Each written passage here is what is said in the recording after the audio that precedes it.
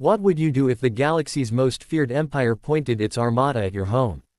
The galaxy knew the XYRR Dominion as conquerors without mercy. They had burned forests of emerald worlds, drained oceans until planets cracked, and enslaved species whose histories stretched back longer than the stars themselves.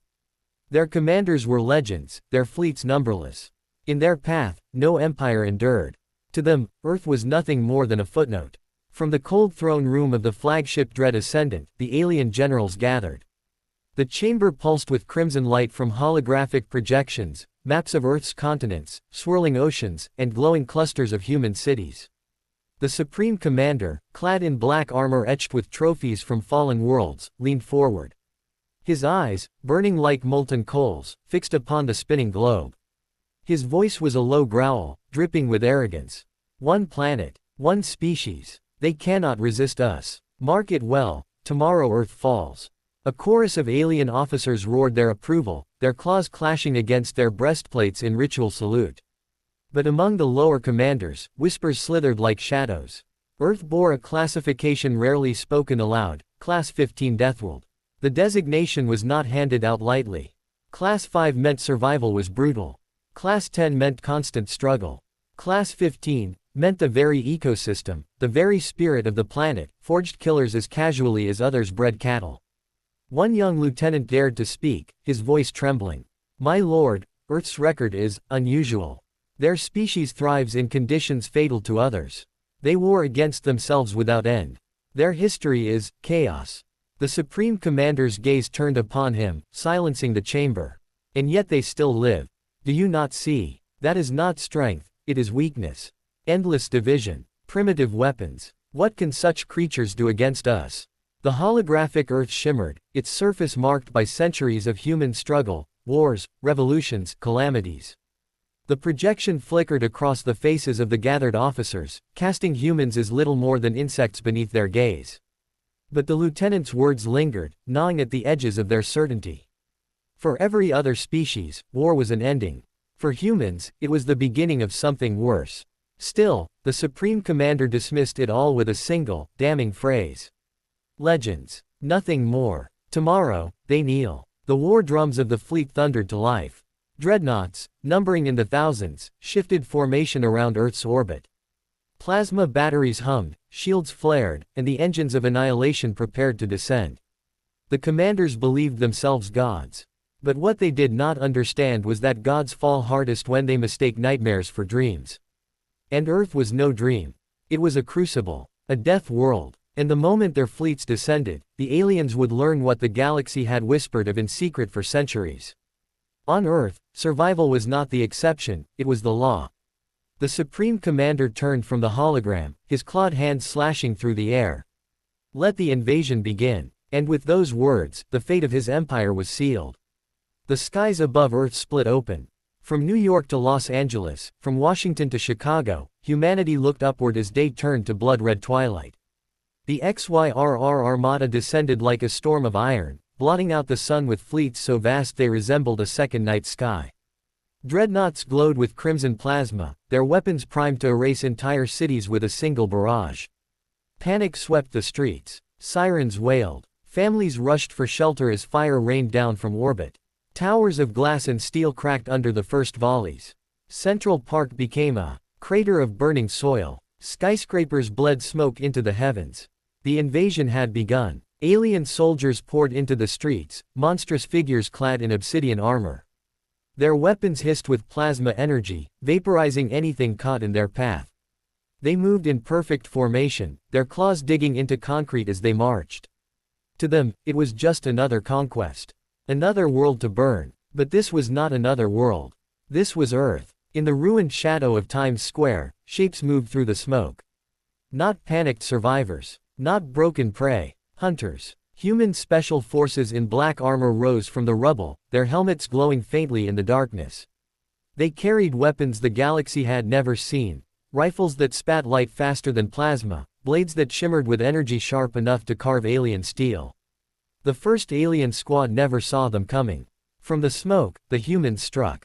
Silent. Precise. Plasma rifles exploded in alien hands before they could even fire. The aliens screamed as their bodies were torn apart by weapons designed not just to kill, but to devastate. One alien officer roared, "They fight like demons." And then the true horror began. From the ruins of Central Park, wolves emerged, feral, wild, their eyes glowing in the firelight. They did not flee the destruction. They hunted in it. Packs tore into alien squads, ripping through armor with primal fury. Above, human drones swarmed like hornets, their synchronized fire raining death across the alien lines. In Washington, D.C., the invaders dared to march past the Lincoln Memorial. Plasma fire scorched the marble steps, and they laughed at the silent stone figure seated above them. But then the ground beneath them erupted, hidden charges detonated, swallowing entire platoons in flame. From the smoke, human soldiers charged with a fury that made even statues seem alive. To the aliens, it felt as though Abraham Lincoln himself was glaring down, commanding vengeance. And still the horror deepened. In Los Angeles, the night turned into a graveyard of fire. Alien transports descended onto freeways, only for the roads themselves to collapse, sabotaged to swallow entire divisions into the earth. Civilians fought from rooftops, throwing homemade explosives into the glowing cracks of alien armor. Every street corner became a trap. Every shadow a blade. The XYRR expected panic. They expected surrender. Instead, they found a planet that refused to die. Above the Grand Canyon, alien tanks rolled into position, their cannons aimed toward hidden human bases. But the Earth itself betrayed them. Explosives buried deep within the rock ignited, collapsing cliffs and swallowing war machines whole.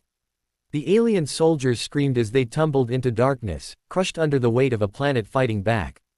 The commanders in orbit watched, confused. Reports streamed in, battalions lost, ships destroyed, soldiers routed by resistance that should not exist. Earth was supposed to be prey. But prey did not fight like this.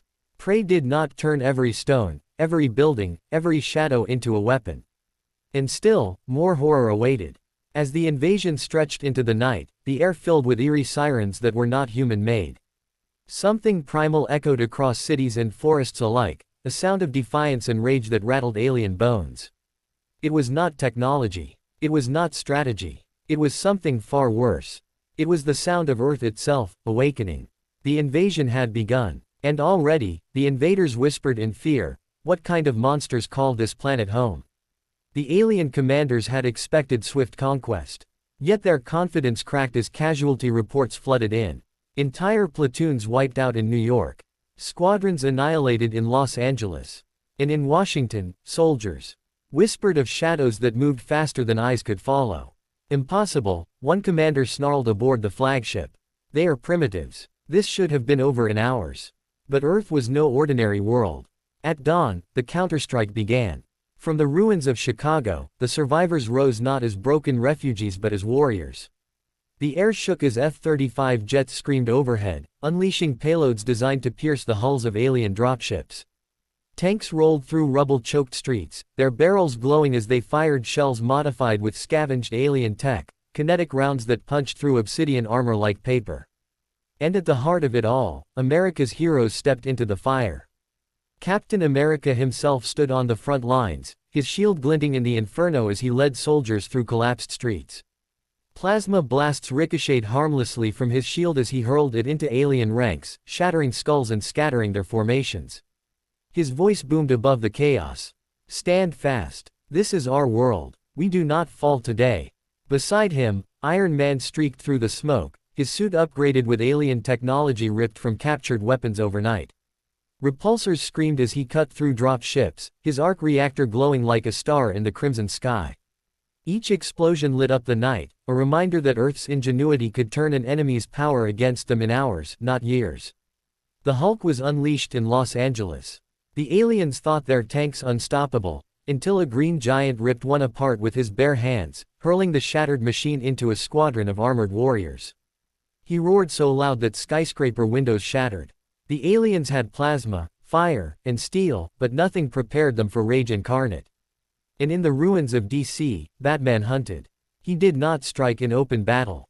He struck from shadows, his gadgets enhanced with alien circuitry.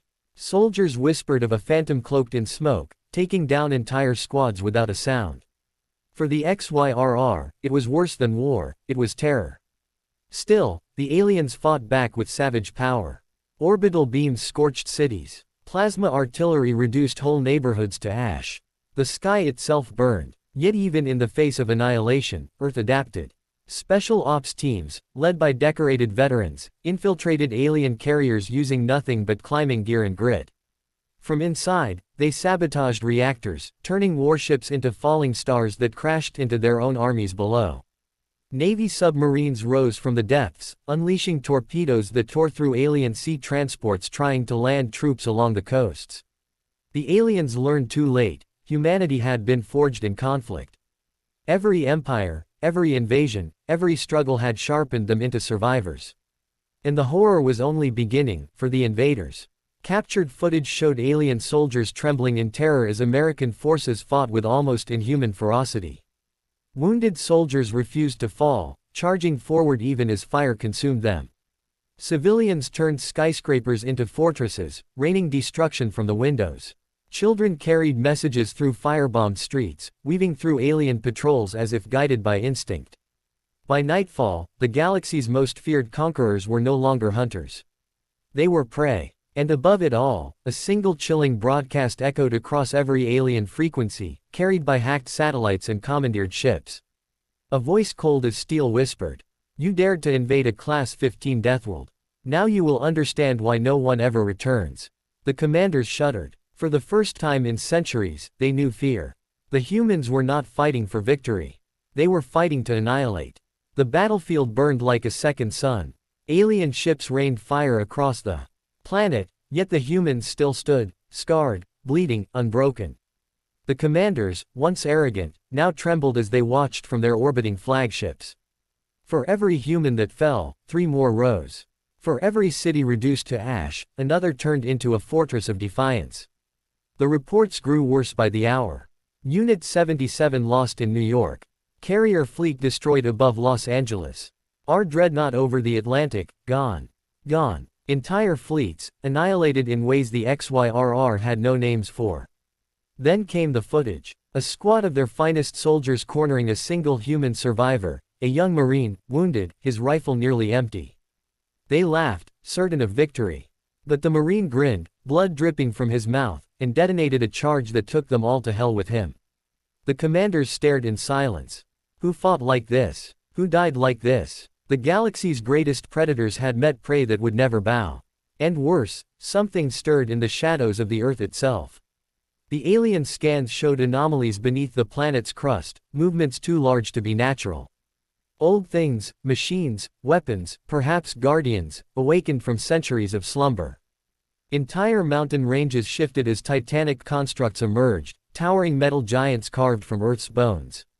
Their eyes glowed with ancient light, their steps shaking the ground. Humanity had always whispered myths of gods and monsters. Tonight, those myths walked. The Hulk smashed through battalions of armored brutes. Captain America's shield shone like a beacon in the smoke. Iron Man cut through warships as if they were paper. Batman haunted the ruins of Washington like a demon in the dark. But even these icons of Earth were not the true terror. The real terror was humanity itself. Every man, woman, and child had become a weapon. Farmers turned tractors into siege engines. Engineers hacked alien AI and sent their own drones screaming back at them. Wounded soldiers strapped bombs to their chests and leapt onto enemy transports. There was no surrender, no negotiation, only resistance. The commanders screamed orders, but it was too late.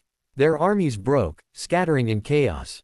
Fear, the same fear they had instilled in 1,000 conquered worlds, now consumed them. Soldiers abandoned weapons, ships fled orbit, generals argued whether retreat was even possible. And then the broadcast came again. Every screen, every comm channel, every ship's console flickered alive. A single human commander stood in the flames, his face bloodied but his eyes burning with fire. His words echoed across the galaxy. "You thought Earth was weak. You thought we were prey.